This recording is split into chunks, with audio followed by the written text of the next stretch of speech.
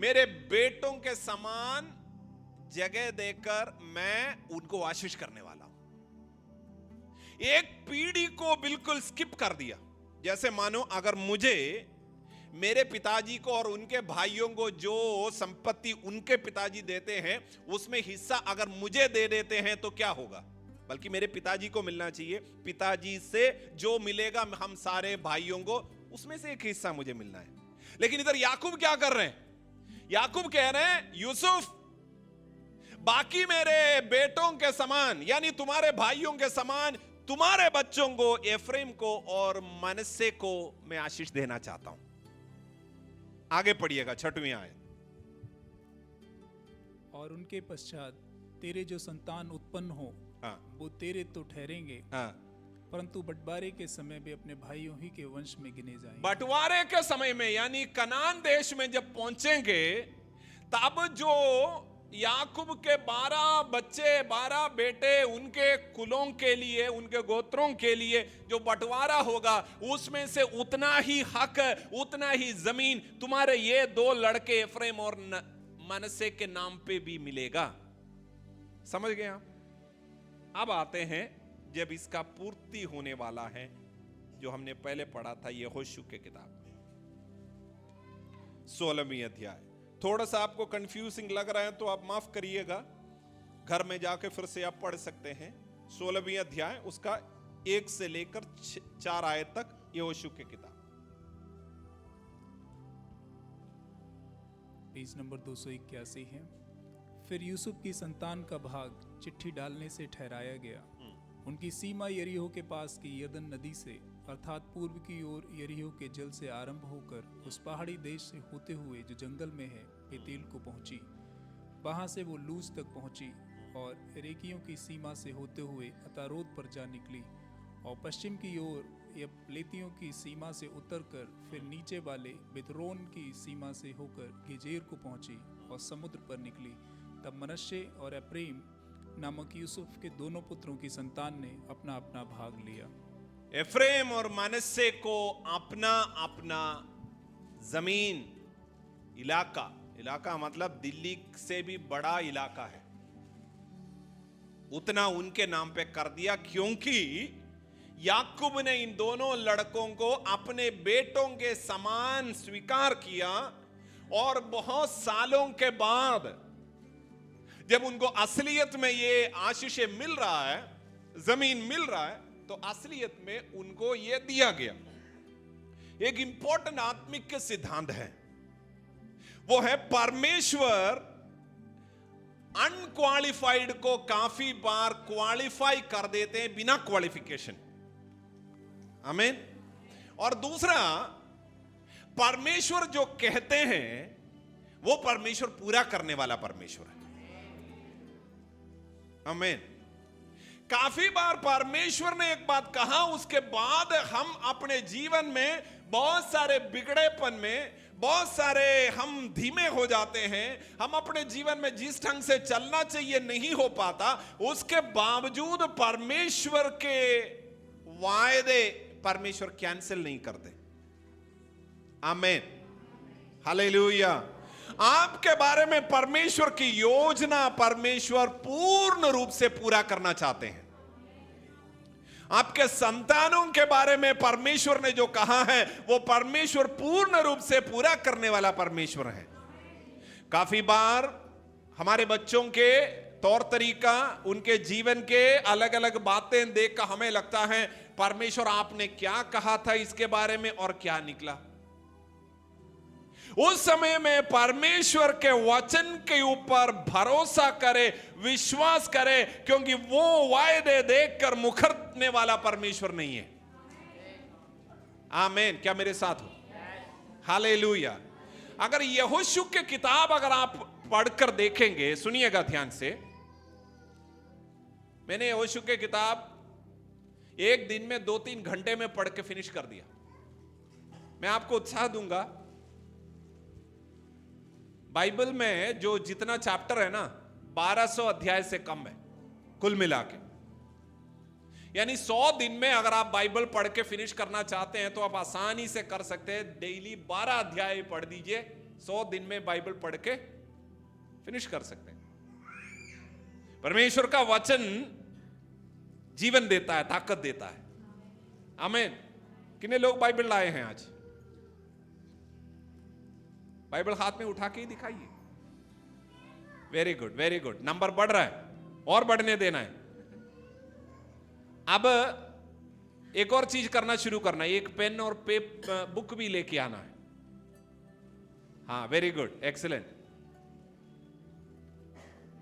कुछ नहीं आता तो भी बुक का 2-4 हफ्ते हाथ में रहेंगे तो उसके बाद फिर कुछ ना कुछ आ ही जाएगा। यस, हाँ।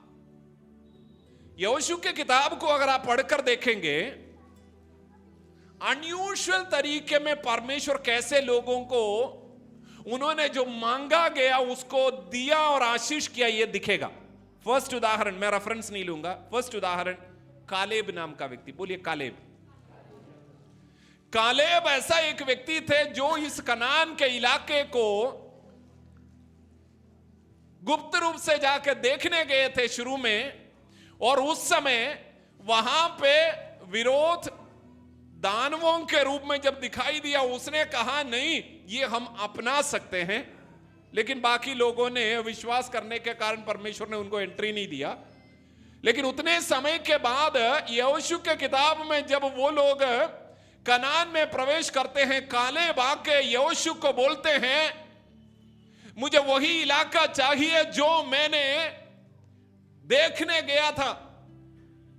वो हेब्रोन का इलाका है जहां पे दानव लोग रहते हैं, लेकिन मैं जानता हूं परमेश्वर मुझे वो जगह दे सकता है। कालेब ने मांगा, यहोशू ने उसको जगह दे दिया। अनयूजुअल है, क्योंकि इस्राएलियों को जो जमीन का बंटवारा करके दिए थे, वो लौट डाल के, क्या बोलते हैं उसको, चिट्ठी डाल के दिए थे। कोई नहीं बोल सकते थे मुझे ये चाहिए वो चाहिए। लेकिन जब कालेब ने आके बोला, मैंने इस इलाके को ढूंढने, देखने, तलाशने गया था, और मूसा ने इस प्रकार कहा था, जहां पे तू अपना पांव धरोगे मैं तुझे दूंगा करके कहे थे, इसलिए मैं मांगता हूं, मुझे चाहिए। यहोशू ने यूजुअल ऑर्डर से हटकर कालेब को वो इलाका दे दिया। बल्कि बाकी लोग लेना भी नहीं चाह रहे थे, क्योंकि वहां पे दानव लोग रहते थे। आप पढ़ोगे तो आपको समझ में आएगा। दूसरा उदाहरण, यहोशू खुद, ये यहोशू के किताब के लास्ट में आपको दिखेगा, वे भी उस समय उस कनान को देखने के लिए, भेजने के लिए गए थे। ये पूरा इलाका जमीन अपना कर दिया, तो इस्राएलियों ने यहोशू को एफ्रेम इलाके में उसने जो इलाका, जो जगह मांगा, उसको वो दे दिया। वो इस्राएलियों के बीच में यूजुअल नहीं था। सुनिएगा, एक और भाई, मनश्शे के गोत्र के अंदर का एक व्यक्ति, 16वीं अध्याय में ही है शायद, वो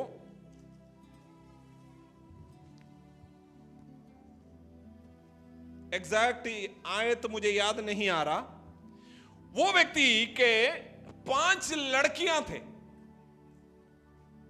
जेलोफहाद करके एक व्यक्ति, लड़कियों को जमीन नहीं दे रहे थे, लेकिन इस व्यक्ति के 5 लड़कियां थे। लड़कियों ने आके यहोशू को बोला, हमारे कोई भाई नहीं है, लेकिन जैसे मूसा के द्वारा ये कहा गया था, हमारे पिताजी को ये जमीन मिलना चाहिए था, हमें दे दो।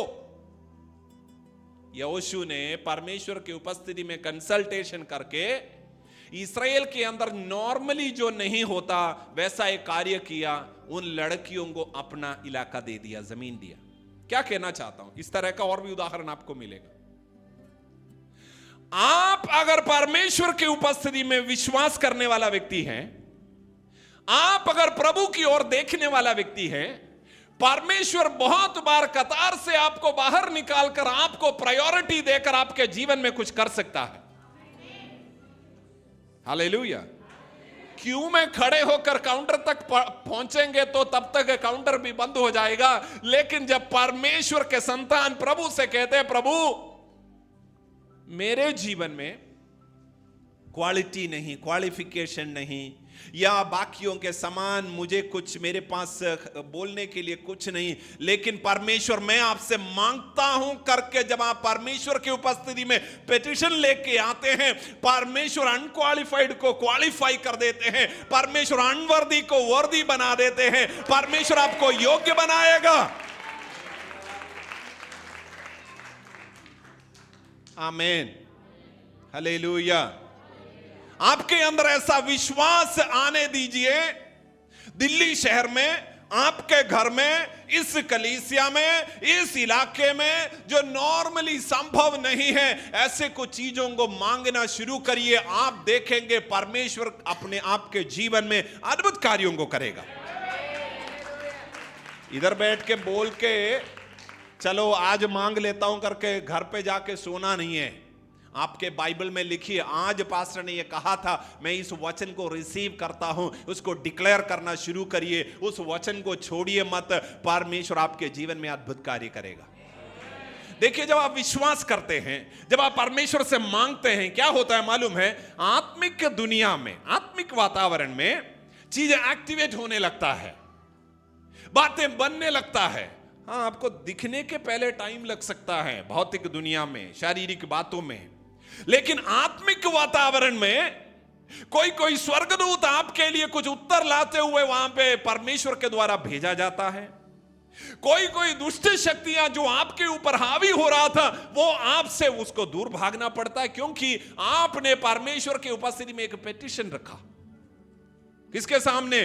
उस राजाओं के राजा, उस सृष्टिकर्ता, वो अनादि परमेश्वर के सामने उसके संतान ने एक पिटीशन रखा। उसके सामने दुष्ट शक्तियां हटना शुरू हो जाता है, उसके सामने स्वर्गदूत तुम्हारे लिए कार्य करते हुए वहां पे कुछ करना शुरू कर देते हैं। हालेलुया।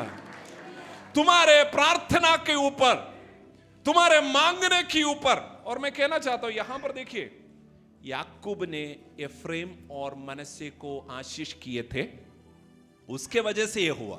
मैं कहना चाहता हूं, आपके अगुवाई करने वाले प्रभु के दास लोग आपके लिए जब प्रार्थना करते हैं, आपके जीवन में प्रभु के वचन को डिक्लेयर करते हैं, अगर आप उसको रिसीव करोगे, आपके जीवन में मानो भविष्यवाणी के समान, मानो परमेश्वर यीशु मसीह खुद आपके जीवन के लिए कह रहे हैं, ऐसे आपके जीवन में वो बातें होने लगेगा। ये बोलने के लिए मुझे बहुत हेजिटेशन होता है, क्योंकि मुझे पता है मैं खुद एक साधारण, बहुत सारे कमियां से भरा हुआ एक व्यक्ति हूं, लेकिन उसके बावजूद जब मैं याकूब के आशीष का वो सामर्थ को देख रहा हूं। याकूब कौन? उसके बारे में कहा जाता है छल करने वाला, बहुत उल्टा सीधे काम करने वाला।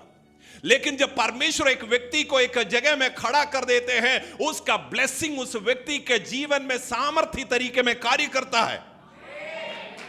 ये दो प्रभु के दास लोग, आप कहेंगे हमारा तो पास्टर, सीनियर पास्टर तो पास्टर डैनियल हैं, ये तो जूनियर हैं।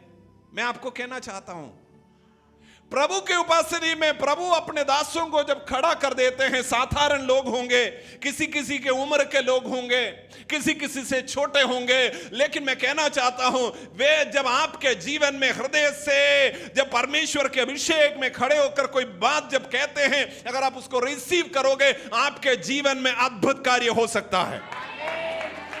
हालेलुया। बच्चों से कहना चाहता हूं, आपके माँ बाप अगर अपने दिल से आपके जीवन में एक आशीष का शब्द प्रभु यीशु के नाम में देंगे, तो आपके जीवन में बहुत बड़ा बदलाव हो सकता है। वे अगर आपके लिए प्रार्थना करेंगे, आपके जीवन में बहुत बड़ा ब्रेक थ्रू हो सकता है। आपके माँ बाप को दुखी करके, वे अगर आप प्रभु यीशु मसीह को जानते हैं, आप प्रभु यीशु को जानते हैं, उनको दुखी करके आप अपने मन के अनुसार ना चलें, क्योंकि आत्मिक अधिकार में जो जिनको बिठाया गया है, उनके शब्दों के अंदर सामर्थ है। हालेलुया। उनके शब्दों के अंदर सामर्थ है, वो आपके भविष्य को बदल सकता है, आपके जीवन को बदल सकता है। Hallelujah, hallelujah. परमेश्वर अपने ब्लेसिंग को, अपने वचनों को, अपने वायदे को पूरा करने वाला परमेश्वर। हालेलुया। पढ़िएगा यहोशू के किताब 16वीं अध्याय का 10वीं आयत।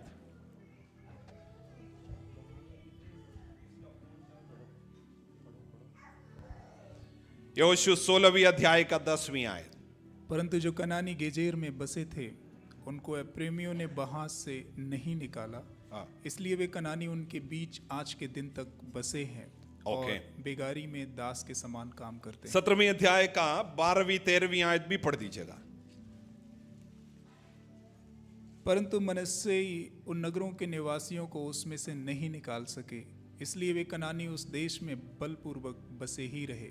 तो भी जब इजरायली सामर्थी होते गए तब कनानियों से बेगारी तो कराने लगे, परंतु उनको पूरी तरीके से निकाल बाहर ना किया। परमेश्वर का ब्लेसिंग, परमेश्वर का आशीष एक रिस्पॉन्सिबिलिटी के साथ आता है। परमेश्वर आपके जीवन में कोई चीज को जब शुरुआत करके देते हैं, आपको समझना है उसके अंदर आपका एक हिस्सेदारी, आपका एक उत्तरदायित्व है, आपका एक रिस्पॉन्सिबिलिटी उसके अंदर है, जिसके वजह से आपके द्वारा भी कुछ होना है।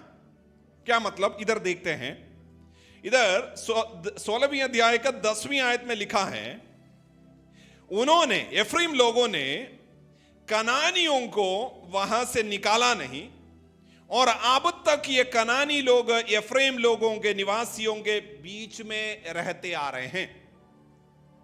परमेश्वर जब इस्राएलियों को कनान देश में लेके आए थे, उनको दिया गया कमांड क्या था? उनको समूल तरीके में उनको वहां से निकालना है, नाश करना है। नहीं है तो वे लोग वहां रह के उनके तौर तरीकों में, उनके पूजा पद्धति में तुम्हें शामिल करा के परमेश्वर से तुम्हें दूर ले जाएगा। इसलिए तुम्हें उनको वहां से पूर्ण रूप से निकालना है। क्या मेरे साथ हो? परमेश्वर ने कहा, लेकिन 2-3 उदाहरण है। शायद गिबेयोन के लोग करके एक ग्रुप आते हैं, एक छोटा सा देश, उनको दिखाई दिया ये इस्राएली लोगों के लिए परमेश्वर ने क्या क्या बड़ा काम किया। उन्होंने इसलिए एक छल का काम किया। उन्होंने एक डेलीगेशन आया यहोशू के पास और बाकी लोगों के पास आके कहा, हम बहुत दूर देश से आ रहे हैं, बहुत दूर से, हमने सुना परमेश्वर ने बड़ा काम कैसे किया। हम आपके साथ एक एग्रीमेंट बनाना चाहते हैं, संधि क्या बोलते हैं उसको, समझौता, कि हम आपको कोई प्रॉब्लम नहीं करेंगे, आप हमें भी कोई प्रॉब्लम नहीं करेंगे। उन्होंने एक समझौता कर दिया तुरंत। लेकिन फिर बाद में इनको पता चला ये जो लोग आए थे ये दूर इलाके से नहीं था, ये इनके पड़ोसी थे। पड़ोसी ने आके समझौता करा के बोला कि आप हमें कभी भी खत्म नहीं करेंगे, आप हमें अपने जगह से निकालेंगे नहीं। इन्होंने क्या सोचा था? इन्होंने सोचा था ये तो बहुत दूर के लोग हैं, इससे क्या मतलब है, कोई बात नहीं, समझौता कर दिया। फिर जब सामने आया दिमाग खराब हो गया। इन्होंने झूठ बोला था, लेकिन उसके बावजूद यहोशू ने कहा हमने समझौता कर दिया है, इसलिए अभी कुछ नहीं कर सकते। उनको जिंदगी भर उन लोगों को अपने इलाके में रखे रहना पड़ा। कहना क्या चाह रहे हैं? जब आप अपने जीवन में आत्मिक तरीके में जब आगे बढ़ते हैं, शैतान ऐसे बहुत सारे बातें आपके सामने आएगा जिसके लिए आप जल्दी से टूट पड़ते हैं, जो बाद में आके आपके लिए परेशानी का कारण बन सकता है। क्या मेरे साथ हो? प्रभु के वचन में लिखा है, अंधकार के दूत शैतान भी जो है स्वर्गदूतों के समान अपने आप को दिखाकर आपके सामने आएंगे। आपको समझना है, आज जो आपको अच्छा लग रहा है तुरंत उसको लेके पकड़े ना, तुरंत उस चीज में कूद ना जाए, तुरंत उस व्यक्ति के पीछे ना लग जाए। ये नहीं कह रहा कि अभी आ गया तो सब रिजेक्ट मारना है, बल्कि कहना चाह रहा हूं परमेश्वर से सलाह मशवरा करें, प्रभु की उपस्थिति में उस चीज को रखें, जो आपके तरफ से जो जांच पड़ताल करना है वो करें। क्या मेरे साथ हो? देखिए ब्लेसिंग के साथ रिस्पॉन्सिबिलिटी भी आता है। हमें जब परमेश्वर आपके हाथों में कोई चीज देते हैं, उसको सही तरह से संभालना हमारा जिम्मेदारी है, वो परमेश्वर नहीं करेगा। अगर प्रभु ने आपके हृदय में शांति दिया है, उस शांति को बना कर रखने का जिम्मेवारी आपका है। अगर आप प्रभु यीशु मसीह को जाने हैं, तो आपके घर में परमेश्वर के उपस्थिति में प्रार्थना का बलिवेदी को रोज उसको संभालते रहना आपका जिम्मेवारी है। रोज आपके घर में प्रार्थना करना आपका जिम्मेदारी है।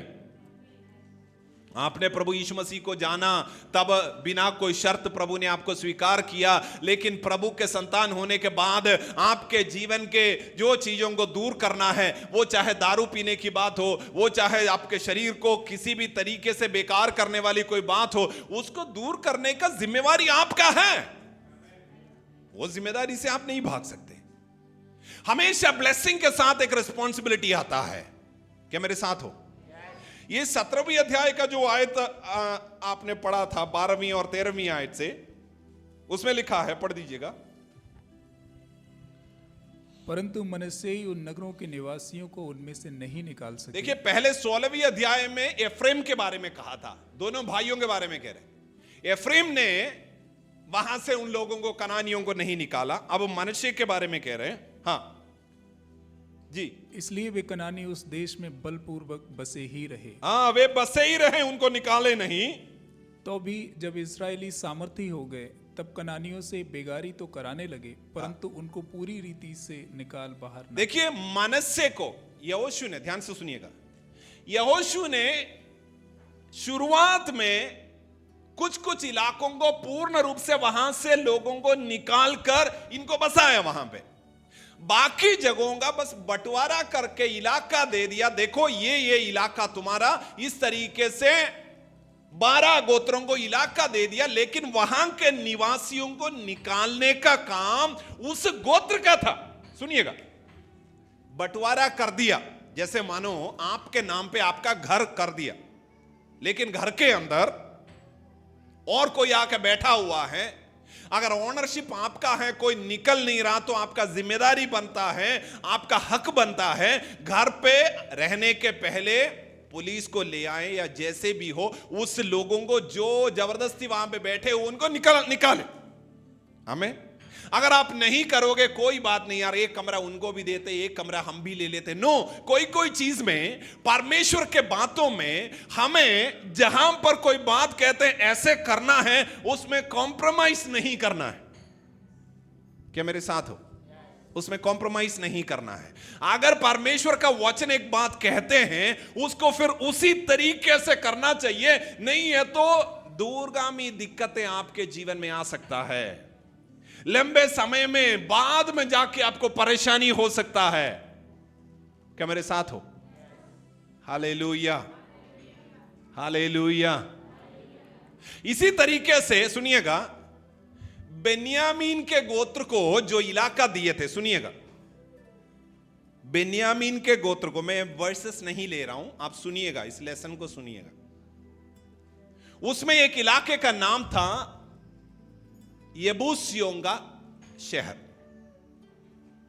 जिसको आज के भाषा में हम कहते हैं यरूशलेम। बेन्यामीन के गोत्र को जो इलाका दिए थे उसमें यरूशलेम आता था, लेकिन उन्होंने कभी भी यरूशलेम के ऊपर अपना अधिकार जमाया नहीं। यबूसी लोग उनके बीच में रहते ही गया। और उसके बीच में बेन्यामीन गोत्र के एक व्यक्ति जिसका नाम है शाऊल, वे पूरे इस्राएल के ऊपर राजा भी बना, फिर भी उसने यबूसियों के इलाके को अपने कब्जे में नहीं करा। पहले तो देखिएगा, बंटवारा करके यबूसियों के उस शहर को बेन्यामीन के गोत्र के नाम पे किए थे, लेकिन तब उन्होंने अपना नहीं किया। उसके बाद बेन्यामीन के गोत्र के एक व्यक्ति जिसका नाम है शाऊल, वे पूरे इस्राएल के ऊपर राजा बना, तब भी उसको हिम्मत नहीं हुआ, अपना नहीं बनाया। उसके बाद दाऊद जब राजा बना, उसने पहला काम क्या किया मालूम है? उसने यबूसियों को उस शहर से निकाला और उसको अपना राजधानी बनाया। मैं कहना चाहता हूं आपके जीवन में परमेश्वर ने जो जीवन दिया, आशीषें दिया, समय दिया, नौकरी दिया, बच्चे दिए, घर दिए, समझ लीजिए हर एक आशीषों के साथ आपका एक जिम्मेदारी भी परमेश्वर ने आपको दिया है। आमीन। परिवार दिया है तो परिवार को परमेश्वर के भय में बढ़ाने का जिम्मेदारी एक पिता को, एक मां को परमेश्वर ने दिया है। उस जिम्मेदारी को आप पूरा नहीं करेंगे तो आपके लिए वही ब्लेसिंग आपके लिए श्राप का कारण बन सकता है। क्या मेरे साथ हो? आपको परमेश्वर ने एक नौकरी दिया, जिसका मतलब आपके हाथों में पैसा दिया प्रभु ने। आपको परमेश्वर ने उसके साथ एक जिम्मेदारी दिया है। वो नौकरी को आप कैसे इस्तेमाल करेंगे, वो पैसे को आप कैसे इस्तेमाल करेंगे? कि मेरे साथ हो? हालेलुया। आपको परमेश्वर ने डिवाइन ओवरफ्लो सेंटर के साथ एक सदस्य के रूप में आपको इधर जोड़ा है, एक ब्लेसिंग है वो। तो परमेश्वर ने आपको उसके साथ एक जिम्मेदारी दिया है इस भवन के बढ़ोतरी के लिए काम करने का। वो जिम्मेदारी आपको पूरा करने का एक कर्तव्य है, एक जिम्मेदारी है जो आपके लिए एक ब्लेसिंग का कारण बनेगा। बच्चे जब बड़े हो जाते हैं, उनको नौकरी मिलता है, उनका पढ़ाई लिखाई हो गया, एक जिम्मेदारी उनके ऊपर आता है अपने माँ बाप के प्रति, आप हमें बढ़ाने वाले लोगों के प्रति, उनको संभालने के लिए, उनको टेक केयर करने के लिए वो रिस्पॉन्सिबिलिटी को निभाना बहुत जरूरी है।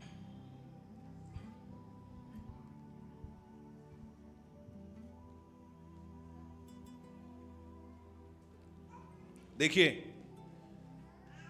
स्मॉल डिसोबीडियंस, वो यानी छोटे छोटे चीजों को हम नजरअंदाज जो करते हैं, वो बाद में जाके बड़ा प्रॉब्लम्स बन सकता है। आपके जीवन में अगर परमेश्वर के साथ जीवन में आपने, जैसे मैंने कुछ हफ्ते पहले एक प्रचार किया था, छोटे लोमड़ियां कैसे बड़े आग को, कैसे बड़े परेशानी को आपके जीवन में ला सकता है। उसको दूर करिए। अगर एक देखिए, कोई प्रभु में वचन पढ़ने के बारे में मैं थोड़ी देर पहले कह रहा था, प्रभु में तो आता है, वचन भी स्वीकार किया, लेकिन बाइबल को लेके पढ़ना, डेली पढ़ना आदत में बिल्कुल नहीं है। आपको लगेगा उससे तो परमेश्वर नाराज तो नहीं होते। मैं कहना चाहता हूं, अगर आपके जीवन में इस तरह का डिसिप्लिन अगर आप नहीं लाओगे, रेस्पॉन्सिबिलिटी को अगर आप नहीं लोगे, आपके लिए आगे वाले समय में जो लड़ाई शैतान के तरफ से जो बढ़ने लगेगा, तब खड़ा होना मुश्किल हो जाएगा। वचन पढ़ना जरूरी है, प्रार्थना करना जरूरी है। देखिए, आत्मिक बातों में अपने आप को एंगेज करना जरूरी है, स्पिरिचुअल एक्टिविटी में अपने आप को एंगेज करना है। आपको प्रार्थना करने का मन नहीं कर रहा, आराधना करने का मन नहीं कर रहा, घर पे बैठ के बाइबल उठा के पढ़ना शुरू करें। वो एक अच्छा शुरुआत हो सकता है। जैसे आप पढ़ोगे पढ़ोगे पढ़ोगे, आपके अंदर परमेश्वर के प्रति प्रेम बढ़ने लगेगा, आपके अंदर एक उम्मीद जागने लगेगा, आपके निराशाएं आपके दिल दिमाग से दूर होने लगेगा। एक प्रभु के दास के बारे में मैंने सुना, वे अपने जीवन में एक समय जब यंग थे, अभी भी यंग है, वे बहुत एंग्जाइटी का प्रॉब्लम हो रहा था, पैनिक हो रहा था, डर लगता था बिजनेस वगैरह को लेके। उन दिनों में उन्होंने बाइबल पढ़ना शुरू कर दिया, इतना पढ़ना शुरू कर दिया, 10-12 घंटे तक वचन पढ़ते थे। प्रार्थना करने का मन नहीं करता था, लेकिन बाइबल पढ़ते थे, बाइबल पढ़ते थे, बाइबल पढ़ते पढ़ते पढ़ते पढ़ते परमेश्वर ने उनको उस चीज से पूर्ण रूप से आजाद कर दिया। अब एक परमेश्वर के महान दास के रूप में प्रभु उनको इस्तेमाल कर रहे हैं। मैं नाम तो नहीं ले रहा, लेकिन मैं कहना चाह रहा हूं,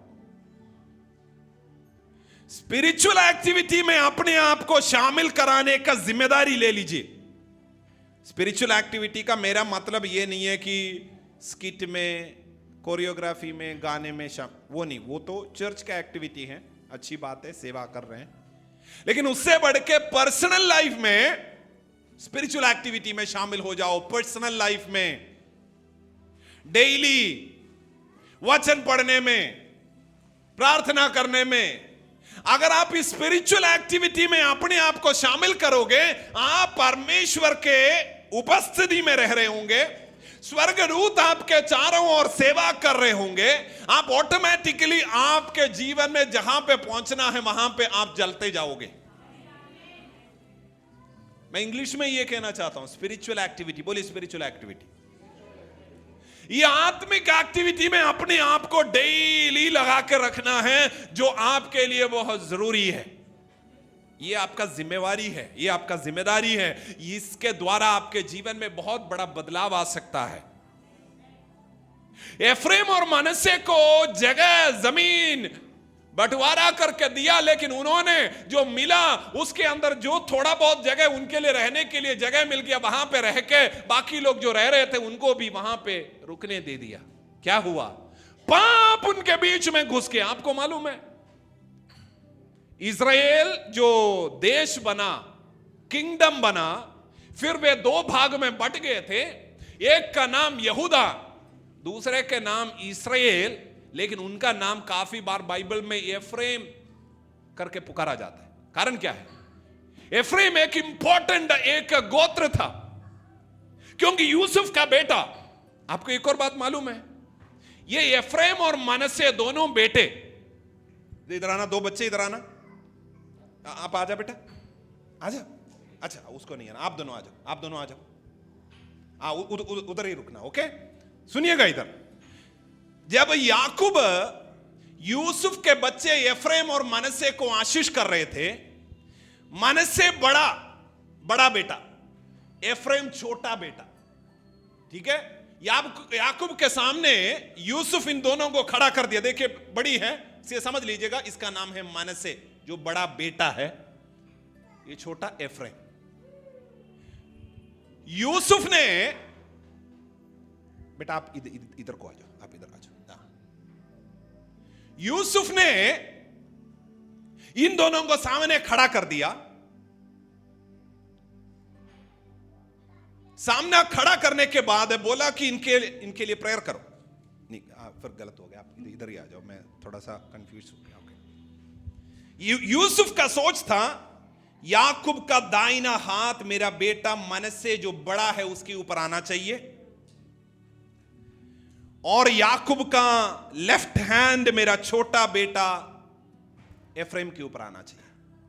लेकिन याकूब जब इनको आशीष करके प्रार्थना कर रहे थे, उन्होंने क्या किया मालूम है?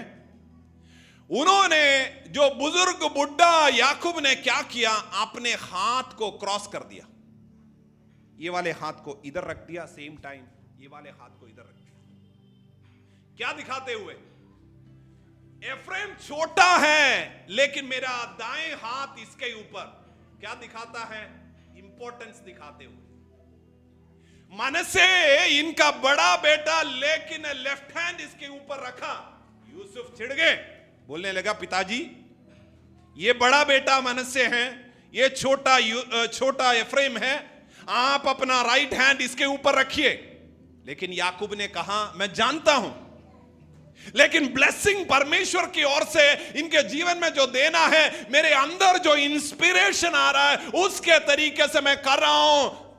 एफ्रेम छोटा होते हुए भी ये और ब्लेस्ड रहेगा, मनश्शे बड़ा होते हुए भी इसको भी मैं आशीष करूंगा, लेकिन इसके नाम पे जाना जाएगा जो बाद में इस्राएल के नाम जहां जहां लेते हैं एफ्रेम करके पुकारते हैं। छोटा, लेकिन पूरे देश का नाम एफ्रेम के नाम पे। ऐसा कोई एफ्रेम यहां पर है जो कहते हैं मैं छोटा था, मैं अनक्वालिफाइड था, मैं कुछ नहीं था, लेकिन परमेश्वर ने मुझे उस कतार के पीछे से आगे बुलाया और मुझे पहले स्थान पे खड़ा कर दिया। मैं आपको कहना चाहता हूं, सुनिए, आपका हुलिया देख के, खूबसूरती, आपके जवानी, आपके ताकत देखकर नहीं, लेकिन परमेश्वर जिनके ऊपर फेवर दिखाता है उसको कोई मनुष्य काउंटर नहीं कर सकता, उसको कोई मनुष्य रोक नहीं सकता। तुम्हारे ऊपर परमेश्वर का फेवर हुआ है और इसी के वजह से जहां पर तुम तराशाई हो चुका है वहां से परमेश्वर तुझे उठाएगा। Hallelujah, hallelujah, hallelujah.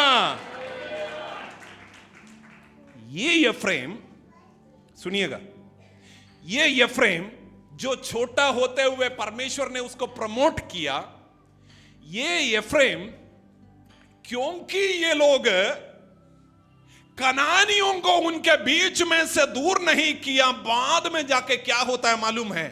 ये लोग पाप करते गए, करते गए, करते गए, और एक दिन अश्शूर के लोग आके इस एफ्रेम को, इस देश को पकड़ के बंधुआ बना के देश देशों में उनको बिखेर दिया और कभी लौट के नहीं आया। कारण, जड़ कहां पे शुरू हुआ?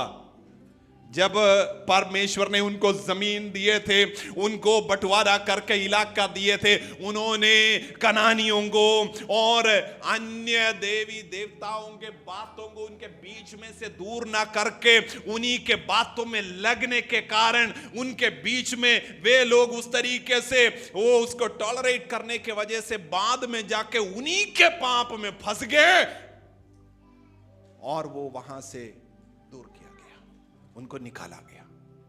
मैं आपको कहना चाहता हूं, आज आपका डाइवर्शन जहां पे ऐसे जाना है, बिल्कुल एक ही डिग्री इधर को जा रहा होगा, लेकिन 1 साल 2 साल के बाद आप वहां पहुंचोगे जबकि आपको उधर पहुंचना था।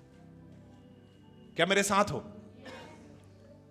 देखिए, मैं जानता हूं इस समय जहां पे सोशल मीडिया और ये सारे चीजें इतना एडवांस हैं, बहुत सारे चीजें हम जो करते हैं, जिसमें हम इन्वॉल्व होते हैं, वहां पे शायद बिल्कुल थोड़ा सा ही फर्क होगा, बिल्कुल 1 डिग्री का ही डाइवर्शन होगा। हमें लगता होगा आत्मिकता और भौतिकता दोनों को मैं एक ही समय लेकर चल सकता हूं, एक ही नाव में दोनों को रख सकता हूं। नहीं हो सकता। क्या मेरे साथ हो? कॉम्प्रोमाइज करने वाले जिंदगी से डिवाइन ओवरफ्लो सेंटर बाहर आ जाए। हालेलुया। तीसरी बात, आज शायद थोड़ा सा मैंने समय ज्यादा ले लिया।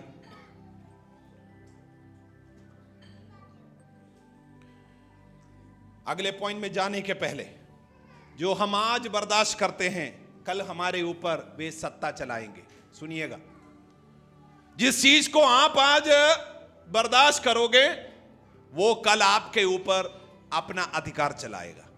इसलिए आज उन चीजों को बर्दाश्त ना करें जो सही नहीं है। आमीन।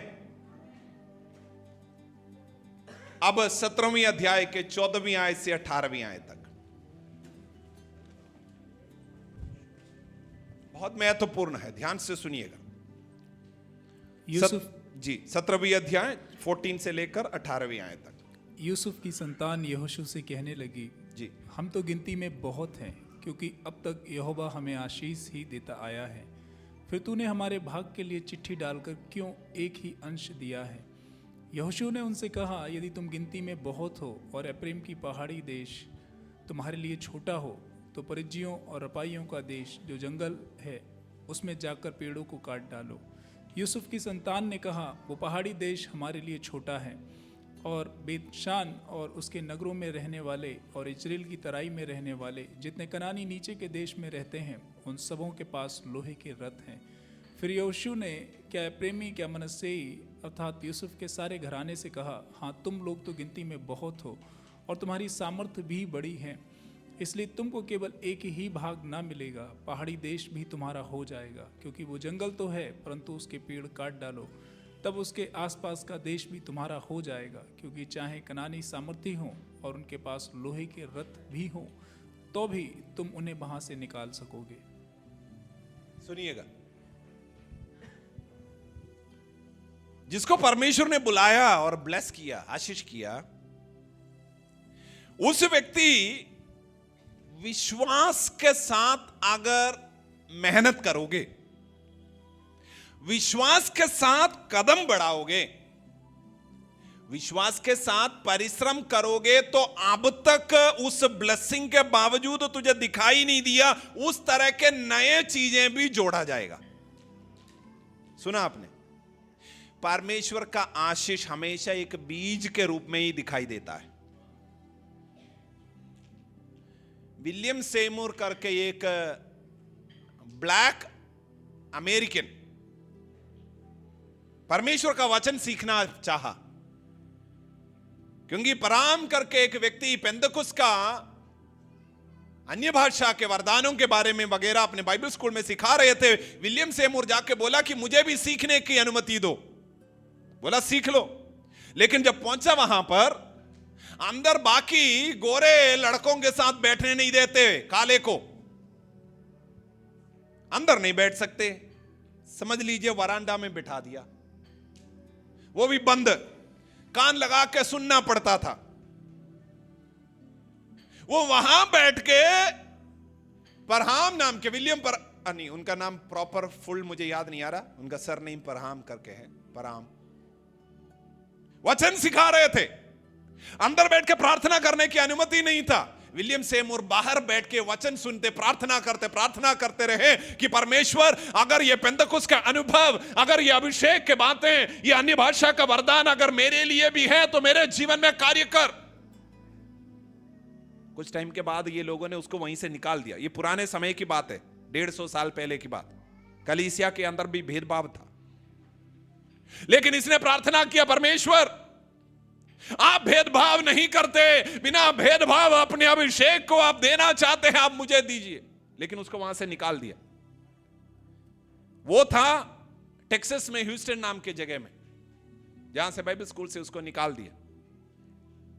उस दिनों में एक फैमिली ने आके उसको बोला कि लॉस एंजलिस नाम के कैलिफोर्निया में इस जगह में आ जाओ, वहां पे हम लोग प्रार्थना कर रहे हैं, हमने सुना तुम बहुत प्रार्थना करते हो।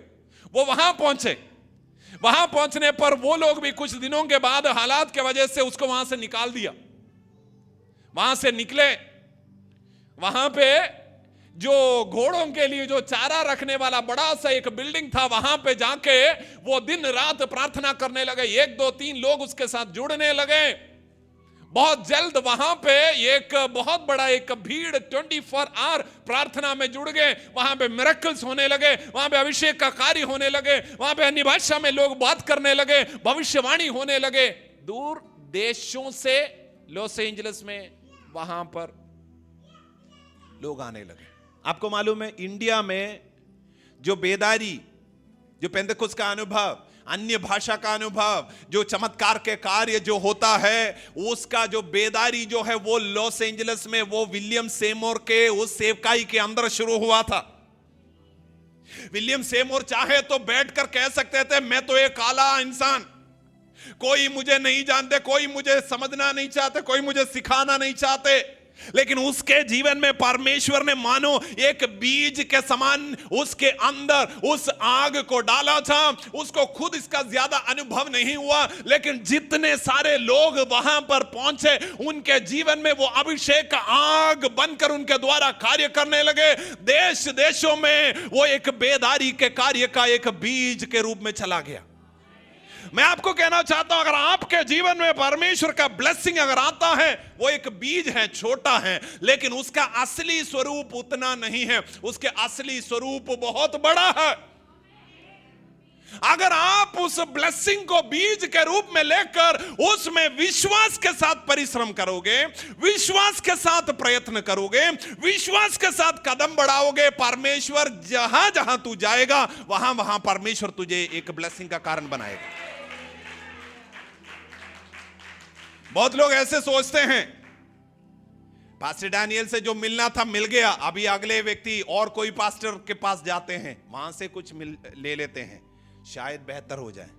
मैं कहना चाहता हूं, जो तुम्हारे जीवन के डेस्टिनी को बदलने के लिए जो चीज की जरूरत है, वो तेरे जीवन में इस सेवकाई के अंदर एक बीज के रूप में डाल दिया गया है। अब तुम प्रार्थना करना शुरू करो, प्रयत्न करना शुरू करो। परमेश्वर आपको एक आग के तरीके में आपके जीवन को पूर्ण करते हुए, आपके जीवन को फुलफिल करते हुए परमेश्वर आपको इस्तेमाल कर सकता है।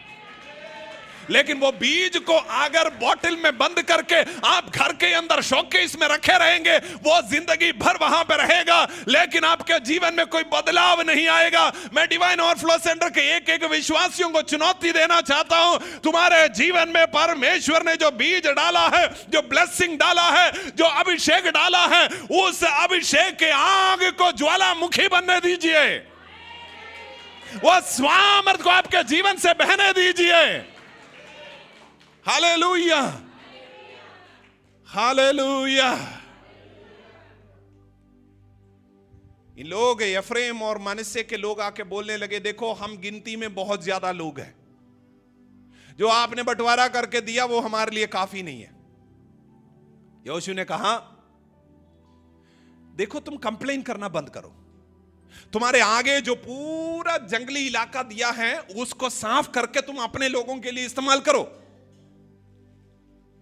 उनके कंप्लेन का एक और हिस्सा था, कहने लगे हम सिर्फ जंगल में नहीं रहना चाहते, हमें वो तराई का इलाका चाहिए, लेकिन वहां के लोग जो कनानी लोग हैं उनके पास ऐसे रथ है जिसमें लोहा भी लगा है, हम उनके विरोध में युद्ध करके उस जगह को नहीं ले सकते।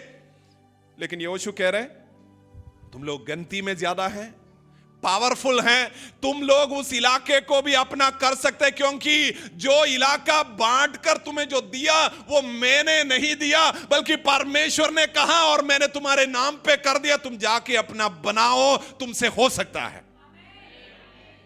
क्या कहना चाह रहे थे? कहना चाह रहे थे, तुम्हें दिया गया जो पोर्शन है, कब्जे में करके जो दिया है, वो समझ लो एक शुरुआत है, वो समझ लो सिर्फ एक बीज है, उसको तुम्हें इस्तेमाल करना है, उसको तुम्हें, जैसे वो 5 तोड़े जो मिला था उसने क्या किया, व्यापार करके 5 और कमाया। कितने लोग परमेश्वर के वचन को दूसरों को देकर, लोगों के जीवन में देकर उस तोड़े को व्यापार कितने लोग करते हैं। परमेश्वर आपको इस्तेमाल करना चाहते हैं। यहां पर एक एक व्यक्तियों के जीवन में परमेश्वर ने कैसे कार्य किया मुझे मालूम है। किसी के जीवन में चंगाई दिया, किसी के जीवन में और कोई कार्य किया, लेकिन इनमें से बहुत लोग आज कंप्लेंट करके या हताश होकर बैठे हैं, प्रभु वो तो आपने किए थे लेकिन ये तो हुआ नहीं, पहले कुछ हुआ था लेकिन अब हुआ नहीं, इसके लिए मैं इंतजार कर रहा हूं, जब ये होगा तो क्या होगा, अगला प्रॉब्लम आएगा। हमें क्या करना है, बल्कि अगर परमेश्वर ने कोई भी एक कार्य किया, आपको समझना है इसका मतलब है ये परमेश्वर अद्भुत कार्य करने वाला प्रभु है। इसके वचन को मैं जगह जगह गली गली में पहुंचाऊंगा और मैं इस वचन को बोऊंगा। जब आप करने लगेंगे तो क्या होगा, आप अशांत व्यक्ति को कहेंगे प्रभु यीशु मसीह शांति देता है, आप बीमार को कहेंगे प्रभु तुम्हें चंगा करेगा। वो जो लोग जो कलेश में रहते हैं आप उनको कहते हैं परमेश्वर तुम्हारे जीवन परिवार को परमेश्वर बदल सकता है। इस तरीके से बोल के आप जब प्रार्थना करने लगेंगे, आप शायद खुद आप अंधकार के तराई से होकर गुजर रहे होंगे, लेकिन आपके अंदर से एक ज्योति उस परिवार में प्रकट होना शुरू हो जाएगा। Hallelujah, hallelujah. परमेश्वर ने सब कुछ मेरे हाथों में वश में कर दिया, नहीं किया करके मत बैठिए, बल्कि ये समझो परमेश्वर ने मुझे पांव रखने के लिए एक जगह दिया, अब मैं खड़ा रहूंगा, अब मैं विश्वास करूंगा, अब मैं फाइट करूंगा, अब मैं आगे बढ़ूंगा, मैं पीछे नहीं हटूंगा। ये वाला एक मानसिकता रखने वाले व्यक्ति के जीवन के द्वारा प्रभु अद्भुत कार्य कर सकता है। हालेलुया। पहले तो मैं दलदल में था, मैं कीचड़ में पड़ा था, लेकिन उसने मुझे वहां से उठाया और मुझे चट्टान पर खड़ा कर दिया, मुझे खड़ा होने का एक जगह दिया।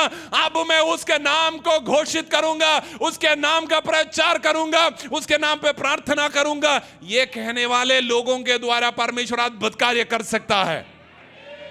हालेलुया। प्रभु के लोगों, 12 चेले जब यीशु मसीह उनको छोड़ के स्वर्ग गए थे, एक ही चीज उनको प्रभु ने दिया था। क्या दिया था? पवित्र आत्मा का अभिषेक।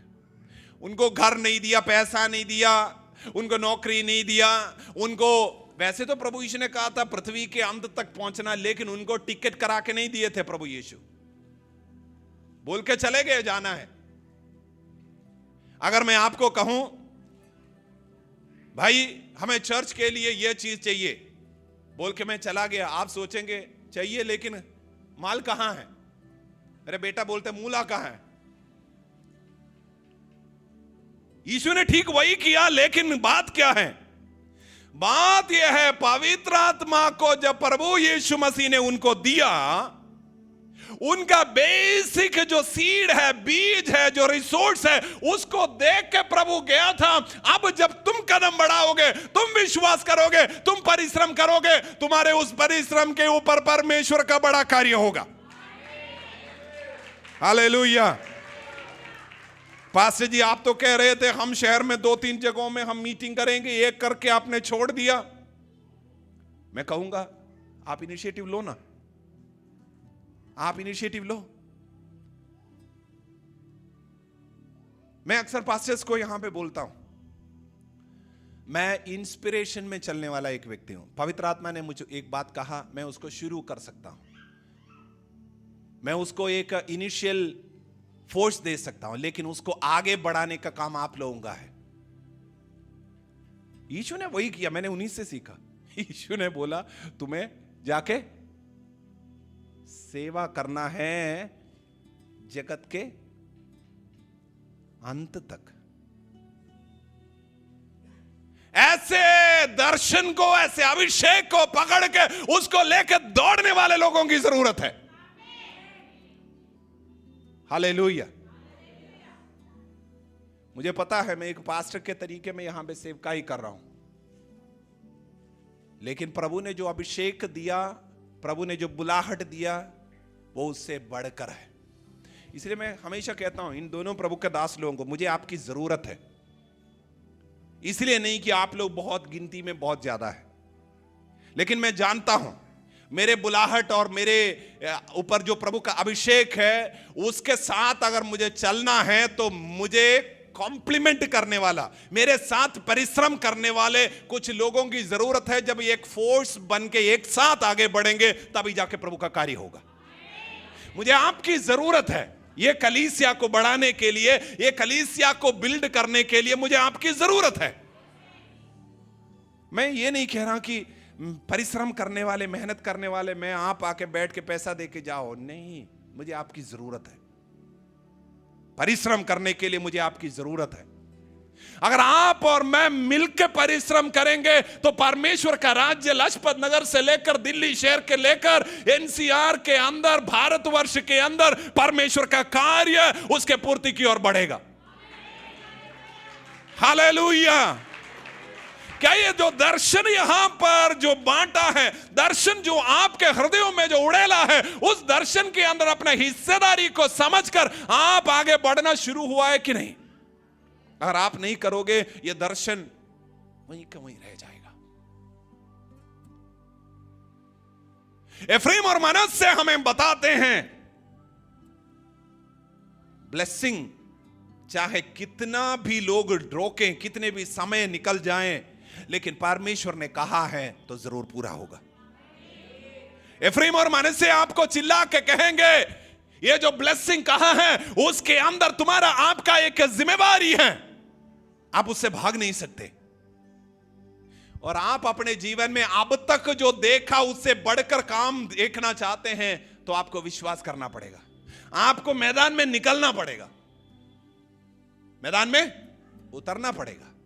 घर पे बैठे रहेंगे, अरे एफ्रेम लोगों को जो इलाका मिला है, ज्यादा कोई उनके अंदर एंबिशन नहीं है, बड़ी इच्छा नहीं है, तो उतना ही करके वो अंदर बैठ सकते थे, लेकिन उन्होंने कहा इतना काफी नहीं है।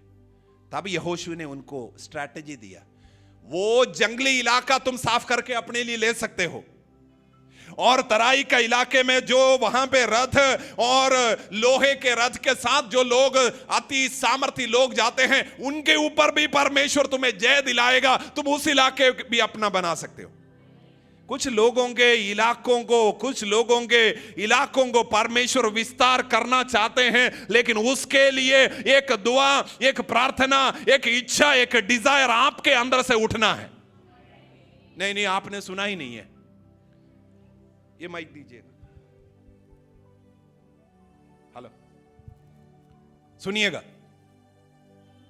परमेश्वर ऐसे लोगों को बुला रहे हैं, आपको परमेश्वर एक न्योता देना चाहते हैं, बेटा तुम कितना विस्तार करोगे उसका निर्णय मैंने नहीं लिया है। क्या आप सुन रहे हो मेरी बात? तुम कितना बढ़ सकते हैं उसका निर्णय अभी परमेश्वर ने नहीं लिया है, बल्कि परमेश्वर तुम्हारे हाथों में एक बीज दिया है। जैसे 5 तोड़े उसको दिए थे और बोला जो करना है जाके करो। हेलो, जो करना है जाके करो। उसने अपने परिश्रम से व्यापार करके 5 और कमाया। शायद मुझे लगता है आप जैसे कोई होते तो 5 से शायद 15 बना देते, और कोई होते तो शायद 20 बना देते। अरे कितना बनाएंगे इसका निर्णय कौन करेगा? सुनिए, इधर सुनिएगा। 5 तोड़ा जिसको दिया गया, क्या मालिक ने उसके ऊपर कोई सीमा दिया कि 5 और बना सकते हो तुम? नो, उसने अपना पूरा परिश्रम किया, 5 और कमाया। और कोई शायद एक्स्ट्रा स्मार्ट है तो शायद 2-3 और बना सकते थे। मैं आपको कहना चाहता हूं, परमेश्वर ने आपके हाथों में इसी तरीके से एक बीज दिया है। उसको कितना बढ़ाना चाहते हैं आपके ऊपर है। क्या मेरे साथ हो? बिजनेस करने वाले लोगों को मैं कहना चाहता हूं, उसको कितना बढ़ाना चाहते हैं वो आपके ऊपर है। नौकरी करने वाले लोगों को कहना चाहता हूं, जो 20,000 रुपए में अभी कर रहे हैं, आपको मैं कहना चाहता हूं, परमेश्वर ने आपके हाथों में एक बीज दिया है, जिसके वजह से अगर आप चाहें कितना बढ़ सकते हैं उसका कोई सीमा नहीं है। पिछले साल 2025 में शायद आपने एक व्यक्ति को प्रभु यीशु का सुसमाचार दिए होंगे, लेकिन वो आपका दायरा नहीं था, वो आपका सीमा नहीं था। प्रभु ने आपको उसमें रोकने के लिए नहीं बोला था। लेकिन इस समय में अगर आप चाहें तो इस महीने में, अगले महीने में परमेश्वर आपको आपके सोच से परे इस्तेमाल कर सकते हैं। बस इतना सोचना शुरू करिए, प्रभु ने मेरे हाथ में एक बीज दिया है, इसको मैं अगर परिश्रम करूं, इसके लिए अगर मैं विश्वास करूं, अगर मैं अपने दायरा, सोच के दायरा बढ़ाऊं, तो परमेश्वर मेरे जीवन में कुछ भी कर सकता है। Hallelujah, hallelujah. मुझे नहीं पता शुरुआत में जो उनको बंटवारा करके जगह दिए थे, उस इलाके में वो जंगली इलाका था या नहीं मुझे नहीं पता, वो तराई का इलाका था या नहीं मुझे नहीं पता। लेकिन इन्होंने जब कुछ मांगा, यहोशू ने उनको दोनों इलाके दिखा के बोला, ये ले लो। ऐसे लोगों की जरूरत है, जैसे वचन में लिखा है सुसमाचार में, ऐसे लोगों का समय है ये, जो परमेश्वर के राज्य को कैसे लेते हैं? बलपूर्वक लेते हैं। परमेश्वर के राज्य को बलपूर्वक लेने वाला है कोई यहां पर? बलपूर्वक, विश्वास से, परिश्रम से, प्रार्थना के द्वारा बलपूर्वक लेने वाले लोगों को मैं उठाना चाहता हूं। हालेलुया। कोई कहते हैं प्रभु के सेवा में करना चाहता हूं, और हमेशा सोचता हूं सुसमाचार को सुना रहे हैं, लेकिन मैं कहना चाहता हूं अपना दायरा बढ़ाइए। परमेश्वर को कहिए, प्रभु भविष्यवाणियां दीजिए, मुझे प्रकाशन को दीजिए। प्रभु मुझे पवित्र आत्मा के वरदानों से भर दीजिए। प्रभु आपका दायरा, मैं कहना चाहता हूं, बहुत सारे बातों में आपने सीमित किया है। परमेश्वर चाहते हैं आप उस तंबू को तोड़कर बाहर निकलें। Hallelujah, hallelujah. परमेश्वर आपको इस्तेमाल करना चाहते हैं। परमेश्वर की आत्मा आपको दिल्ली शहर के अंदर अद्भुत तरीके में इस्तेमाल करना चाहते हैं। आपके परिवारों के बीच में, आपके बंधु मित्रों के बीच में परमेश्वर आपको इस्तेमाल करना चाहते हैं। आप प्रभु को बोलना शुरू करिए, प्रभु इतना काफी नहीं है, मुझे और इस्तेमाल होना है। प्रभु आप मुझे और इस्तेमाल करें। प्रभु मेरे हाथ रखने से बीमार चंगा होना है। प्रभु हालेलुया, मेरे सुसमाचार बोलने से लोग मन फिराव करना है। प्रभु हालेलुया, आप बोलना शुरू करिए, प्रभु अगर किसी के घर में अगर मैं जाऊंगा उनके घर के अंदर उद्धार होना है। प्रभु हालेलुया, हालेलुया। आप बोलना शुरू करिए, प्रभु मैं हमेशा हालेलुया प्रचार सुनना ही नहीं चाहता, मैं प्रचार करना चाहता हूं। प्रभु ऐसे कहने वाले हैं कोई? मैं कहना चाहता हूं परमेश्वर आपको इस्तेमाल कर सकता है। कलीसिया प्रभु की उपस्थिति में खड़े हो जाएं।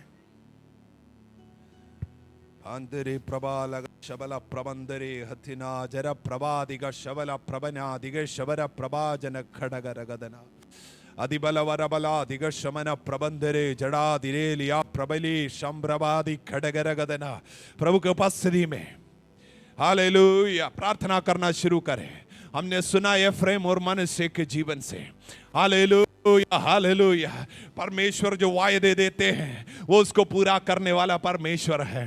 अंदले प्रभा दिना जना दिगा शबल प्रबरा दिगा शबर प्रबेरी अंदले दना अदिल प्रबल वैडना रिगथन जन खड़गरगदना दिबेरी अंदले खरबल बरबलग शबल प्रबरा अंदला दिरे जना दिगे संभ्रबादि खड़गरगदना। प्रभु के उपस्थिति में प्रार्थना करें। प्रभु से कहें, खुदावन परमेश्वर हालेलुया, मैं अपने जीवन में अपने आप को जो सीमित कर दिया था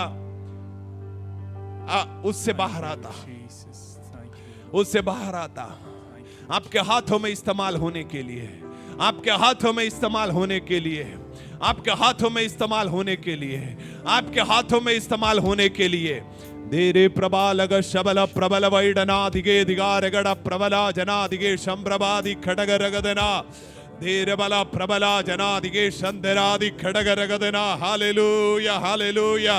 प्रार्थना करिए, दिल से प्रार्थना करिए, दिल के गहराई से प्रार्थना करिए।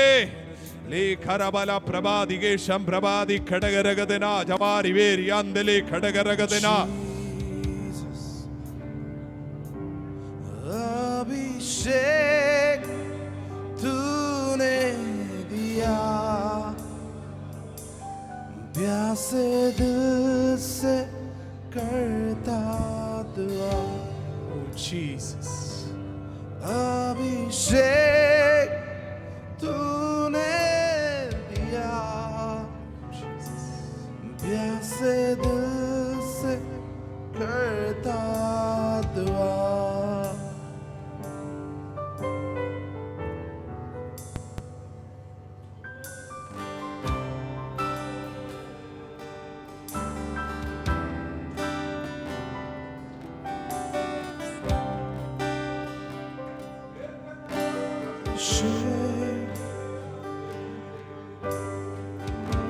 दे मुझे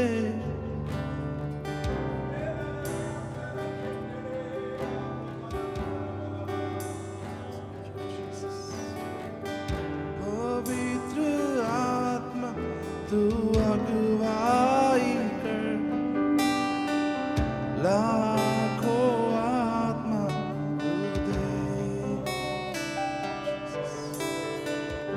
अभिषेक से तू भर दे मुझे, कर बड़ा अद्भुत काम। पवित्र आत्मा तू अगुवाई कर, लाखों आत्मा तू दे। अभिषेक तूने दिया, प्यासे दिल से करता दुआ। अभिषेक तूने दिया। प्रभु से प्रार्थना करें,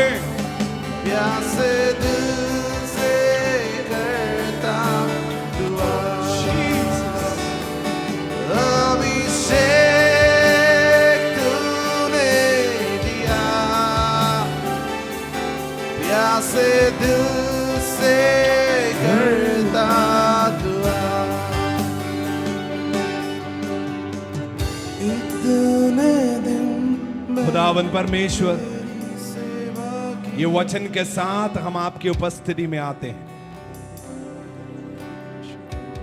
एफ्रेम और मनश्शे के बारे में उनके बचपन में याकूब के द्वारा जो भविष्यवाणी हुआ, वे बुजुर्ग होने के बावजूद बहुत सालों के बाद उनके जीवन में आपने उन्हीं बातों को पूरा किया।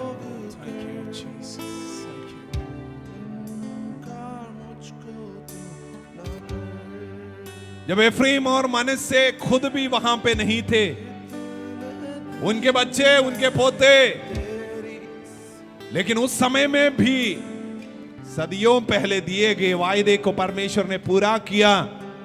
प्रभु धन्यवाद, हम ब्लेसिंग के लिए बुलाए गए लोग हैं और वो ब्लेसिंग हमारे जीवन में जरूर पूरा होंगे। दुनिया का कोई ताकत, मनुष्य का कोई विषयेंद्र उससे हमें वंचित नहीं कर सकते, क्योंकि जो बोलने वाला परमेश्वर है वो वफादार परमेश्वर है, वो वफादार परमेश्वर है। अभिषेक तूने दिया, प्यासे दिल से करता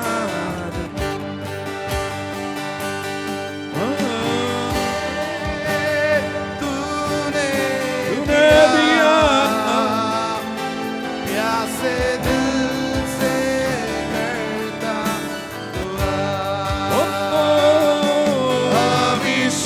अभिषेक तूने दिया, प्यासे दिल से करता दुआ। परमेश्वर के वचन जो हमें कहा, प्रभु ने ब्लेसिंग को एक बीज के रूप में दिया है, लेकिन तुम्हारा विश्वास और परिश्रम उस बीज को, उस कार्य को बड़े ऊंचाइयों तक पहुंचा सकता है, नए इलाके को तुझे दे सकता है, नए चीजों को तुम्हारे जीवन में कर सकता है। आज हिम्मत करने वाला कोई है तो अब तक तूने जो नहीं मांगा, ऐसे कुछ चीजों को मांगे और उसको आपके बाइबल में, आपके बुक में लिखें। वो हो सकता है कोई भौतिक आशीष है, वो हो सकता है कोई आत्मिक आशीष है, वो हो सकता है कोई वरदानों के लिए मांग रहे हैं, हो सकता है प्रभु आपको इस्तेमाल करे उसके लिए आप कह रहे हैं, हो सकता है आप कलीसिया के लिए कह रहे हैं, लेकिन उसको कहें कम से कम 2-3 चीजें हर एक व्यक्ति के हृदय में और अपने बुक में, अपने बाइबल में लिख दे। अपने दायरे को बढ़ाएं, अपने दायरे को बढ़ाएं। तुम्हारे रहने के स्थान को चौड़ा करने वाले परमेश्वर इस हमारे बीच में, हमारे मध्य में है। आज तुम्हारे रहने के स्थान को चौड़ा करने वाला परमेश्वर हमारे मध्य में है। आज अब तक जो नहीं सोचा था, उस तरह के कुछ चीजों को प्रभु की उपस्थिति में रख के प्रार्थना करना शुरू करें।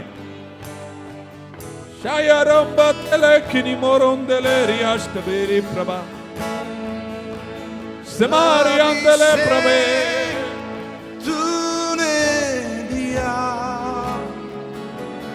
प्यासे दिल से करता दुआ।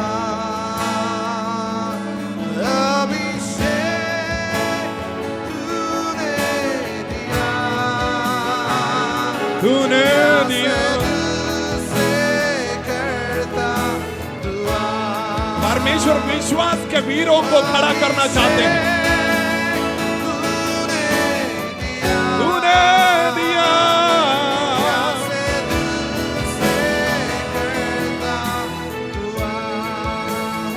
परमेश्वर की आत्मा कह रहे हैं,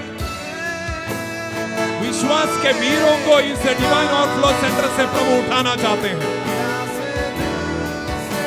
जो कालेब के समान कहेंगे मुझे ये पहाड़ चाहिए, जो यहोशू के समान कहेंगे मुझे इस इलाका चाहिए, जो ज़ेलफ़हाद के बेटियों के समान कहेंगे वैसे तो हमें हक नहीं है, लेकिन फिर भी मांगते हैं हमारे लिए एक इलाका दीजिए।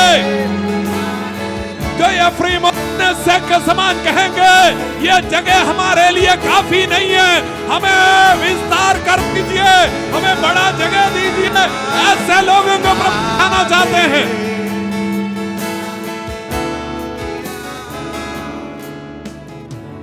सुनिए मेरी बातों को,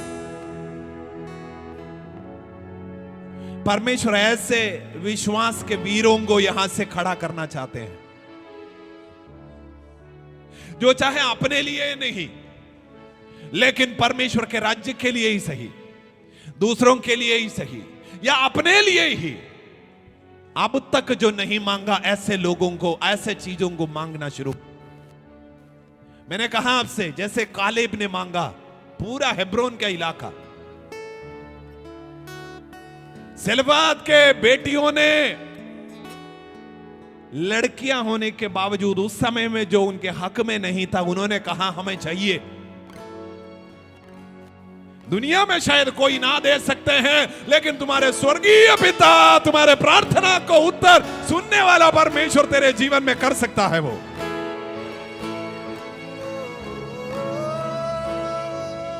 विश्वास के वीर उठे, जैसे वचन में इब्रानियों की किताब में लिखा है, वे विश्वास के द्वारा राज्यों का नेतृत्व किए, युद्धों के ऊपर युद्ध में जय पाया, मुर्दों को जिंदा पाया, वे अद्भुत कार्य किए। ऐसे विश्वास के वीरों को परमेश्वर खड़ा कर सकता है। कहें प्रभु मैं अपने आप को सीमित नहीं करूंगा, एक विस्तार के कार्य मेरे जीवन में होने के लिए मैं मांगता हूं।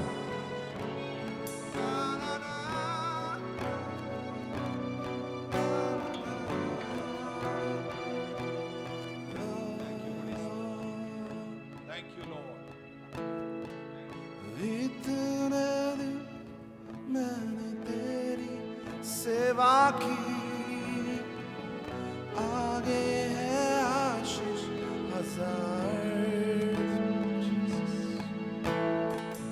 तोड़ कर मुझको तू उपयोग कर, इनकार मुझको तू ना कर।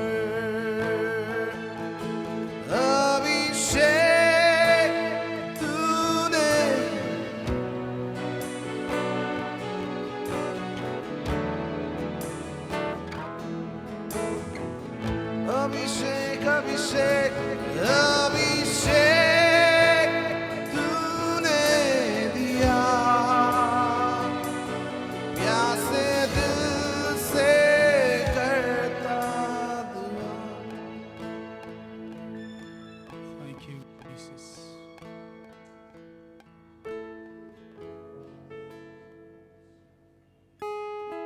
प्रभु जी आज हमने सुना है कैसे यूसुफ की संतानों प्रेम और मनुष्य को याकूब की संतानों के साथ भाग दिया गया है। जब आपकी आशीषें आती हैं तो सामान्य बातों को सरपास कर जाती हैं। आज के वचन के अनुसार ऐसे लोग जो आपकी ओर निहारते हैं, जो आपकी ओर देखते हैं, जो सामान्यता उनके लिए नहीं हो पा रहा है, आपके फेवर के द्वारा आपकी आशीषें सामान्य बातों को उनके लिए सरपास कर जाने पाए और आपकी आशीषों को बहुत आयत से प्राप्त करने पाए। और जैसे हमने सुना है, बच्चों के साथ जिम्मेदारी भी आती है। हमारे हिस्से की जिम्मेदारी को हम पूरा करने वाले लोग होने पाए। हमने सुना है एक बीज के रूप में आप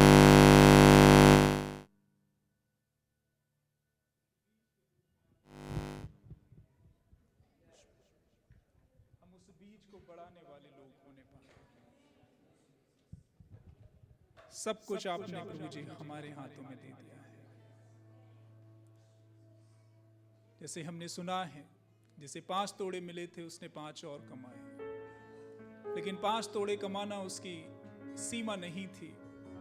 वो 10 भी कर सकता था, 50 भी कर सकता था, 100 भी कर सकता था, 1000 भी कर सकता था। ऐसे ही जो बीज आपने अभिषेक का डिवाइन ओवरफ्लो के हर एक व्यक्ति के अंदर डाला है, उस बीज की कोई सीमा नहीं है।